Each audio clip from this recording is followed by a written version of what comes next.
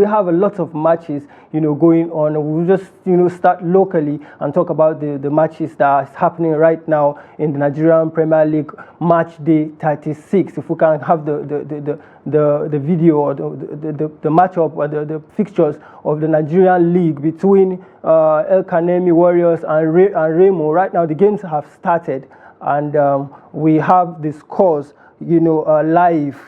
We have the scores live. To begin with, we have El Kanemi Warriors versus Remo Stars. It's 2-0 now. El Kanemi have just scored 2 goals against Remo Stars, and it's almost the end of the match because it's 90 minutes and 8 minutes already. That's 98 minutes already, which means the injury time is almost expended. We have also Lobby Stars. Lobby have continued their habit of losing. They are losing right now again at home to Nasarawa United. And we also have Benden Insurance. They have played first half and is zeros equal. Is 0-0 up there in between Bendel Insurance and Aqua United, a game that has gone on halftime. Also, we have Eyimba versus Kwara. Eyimba is winning 2-0 as it stands right now. And the next match is between Heartland of Owerri. They are at home to Plateau United, and they are winning by 1-0.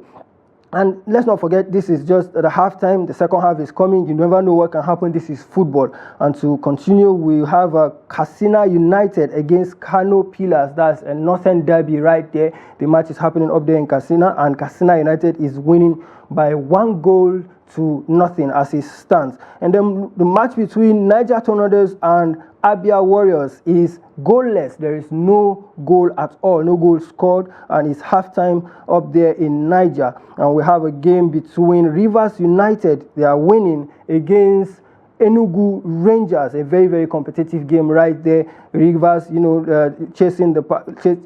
the pack aside the win of Remo Stars. They are the one who are second on the table, and they, look to keep that position because they are winning right now in Rivers. And the last match is between Shooting Stars and Sunshine Stars. That's a derby of its own, and it's still goalless in that particular game. So many games have been played so far, or are currently, in play so far in the Nigerian League. El Kanemi Warriors, their match between Remo has ended. Remo do not actually need the points anymore because they've already won the league. So maybe that tells their performance, which is why they lost at Maiduguri 2-0. The match has ended, and the last match for today would be between Ikorodu City versus Bayelsa United, the game that will be played at Lagos. Ikorodu City doing so well recently in the Nigerian League. The match would come up later. It is a delayed match that will start by 5:30, or a late match rather, that will start by 5:30. So moving away from the Nigerian League now, because the Nigerian League is, before we move away from it, is quite competitive right now, with teams eyeing the position of the continental tickets.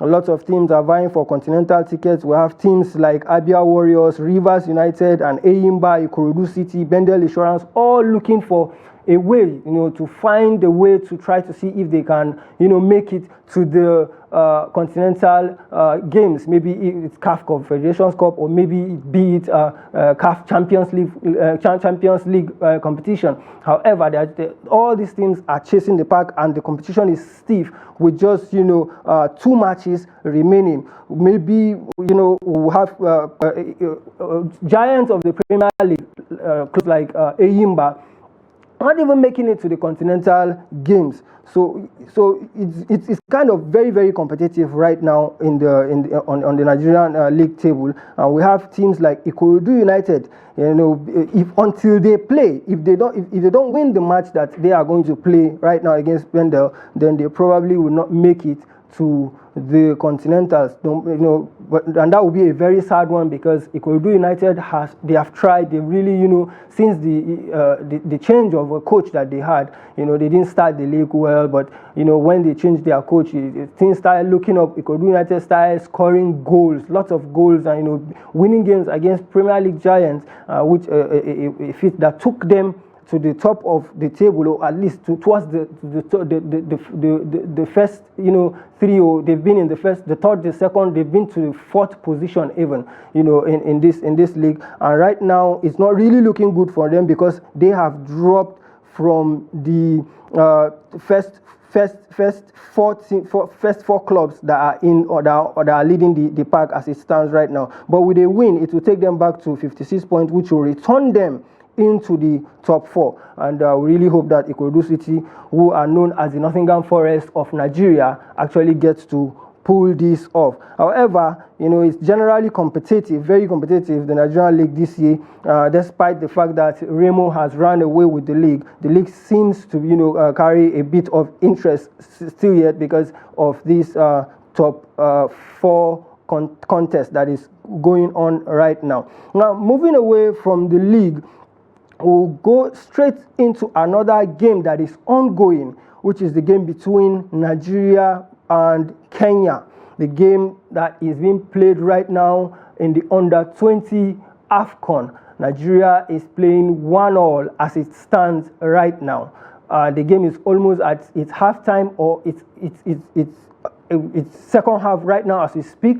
But the Nigerian team conceded a goal first by penalty when Kenya was awarded a penalty. Early in the game, I think around the 6th minute, Kenya got a penalty and scored against Nigeria, but the Nigerian boys resisted it and equalized and went to halftime 1-1 score. And then moving away from that, we'll take a quick break as we get a feel of female football as we watch Niger Retail play against their opponents in the Nigerian and Women's Professional League, NWFL. If we can have that video, so we'll have a feel of what women football is all about before we talk about the Super Falcons.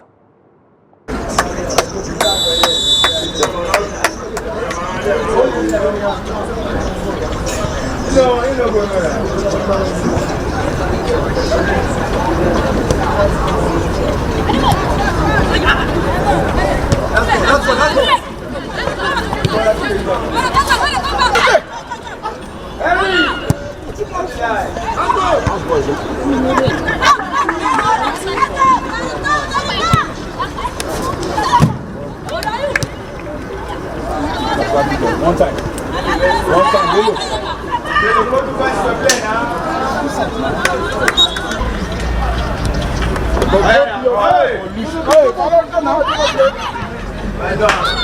Ali.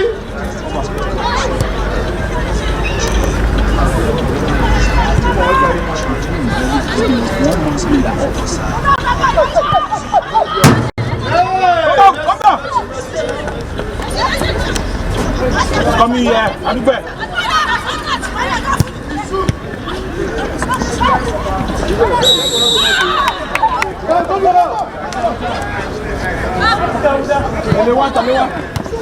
Let's go, man. No go, hello. Hey. Voilà, il a masse.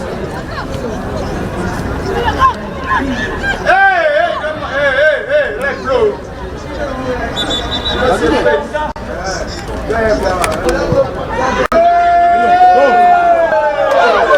Nice one. Oh, Lord, Rose Band, Daddy. What time? Let's go.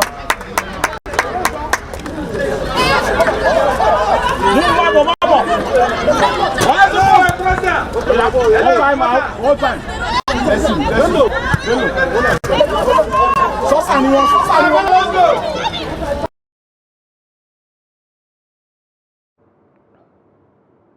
Just to give you a feel of female football there as we look at the Nigerian Super Falcons, who are having a friendly match against the indomitable Lioness of Cameroon. That match is supposed to prepare the Super Falcons for the upcoming AFCON competition that is to be hosted by Morocco. If we can have that story, Super Falcons to face Cameroon's indomitable Lioness in a friendly, the match which is slated for this month, and other consequent matches, is lined up for the Super Falcons so that they would prepare very well for the upcoming AFCON competition. The last time the Super Falcons played a friendly game, was back then in December when they played against the Blues of France, and were defeated by 2-1 in a keenly contested friendly match where the Nigerian Super Falcons, I beg your pardon, did their best but could not get away with even a draw. However, they have matches lined up for them right now in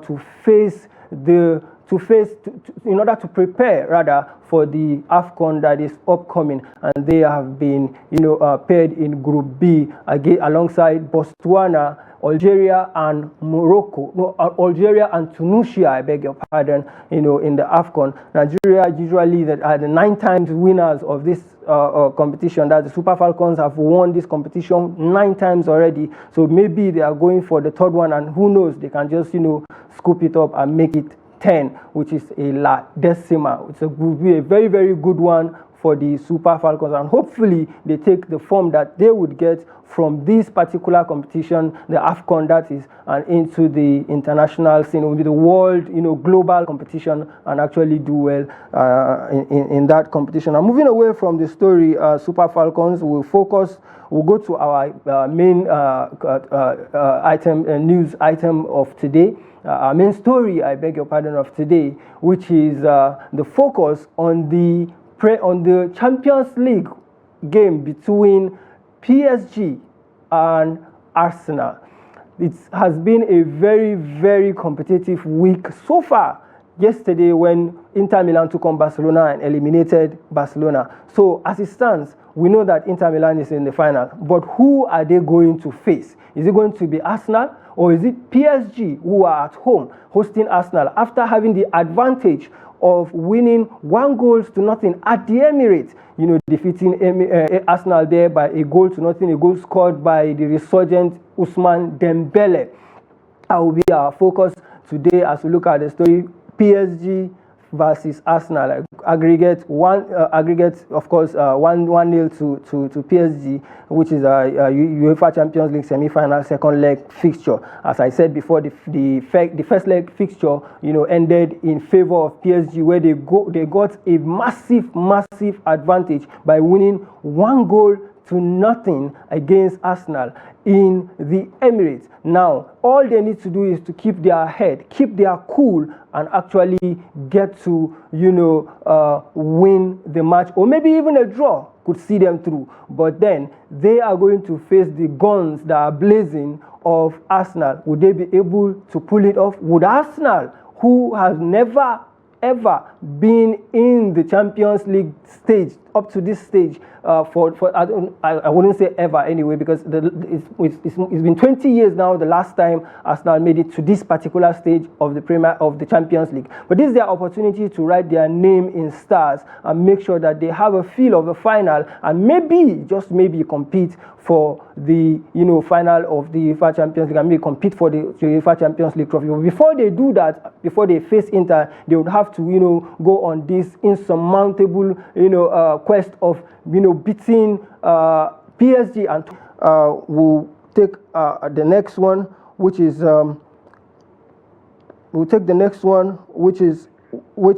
the Ballon d'Or. The story about the Ballon d'Or, which is Sunday Olise there, saying names top 5 contenders for the Ballon d'Or. And the players he named are Bukayo Saka, Lamine Yamal, Kivicha Kvaratskhelia, Rafinha, and Ousmane Dembele.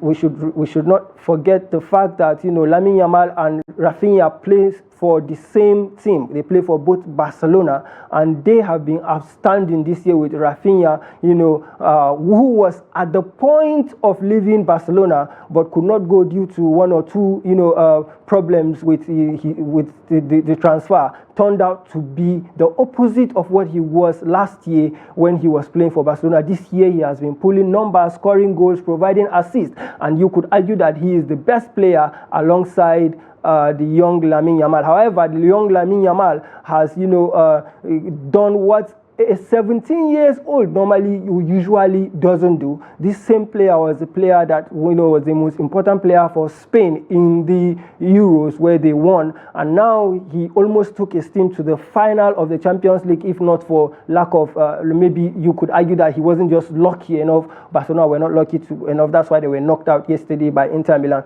He could have written his name in stars once more by winning the Champions League, but it is a no-go for him. As for Bukayo Saka, he also stands a chance, even though he was out injured for a couple of months. So with all these players, I'm sure Olise had his reasons for going for them, because they are leading the pack when it comes to world football. Maybe Mohamed Salah should also be mentioned. Now, moving away from this story, we'll go into the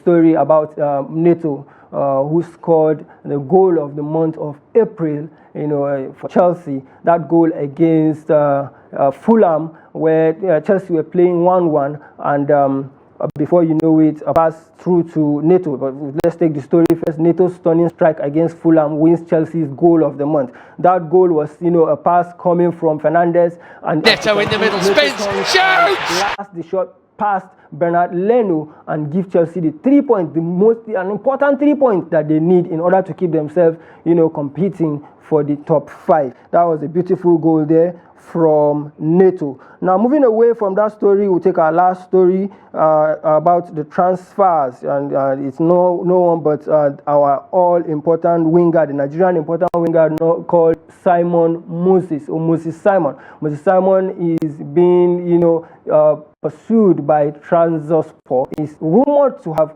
been pursued by Trabzonspor, and even them tabling 10 million euros, as a bid for Moses Simon, who is in the last year of his contract, and therefore, a lot of clubs are cycling down. There have been rumors of Marseille, there have been rumors of OGC Nice, all cycling down around Nantes to try to see how they can sign this player that is in his last year, come this summer. And, everybody is expecting that Nantes may be willing to let go so that they don't get to lose him on a free. It will be a very good move for Moses Simon, and maybe he can just get a move that is even better than Trabzonspor and meet to the English Premier League and establish his name and do well there, so that he can as well do well for the Nigerian Super Eagles. And with that story, we come to the end of the show today. I hope you enjoyed the show, and I hope you are updated. And for me, Joseph Peter, that will be the end. Thank you. See you another day. Bye.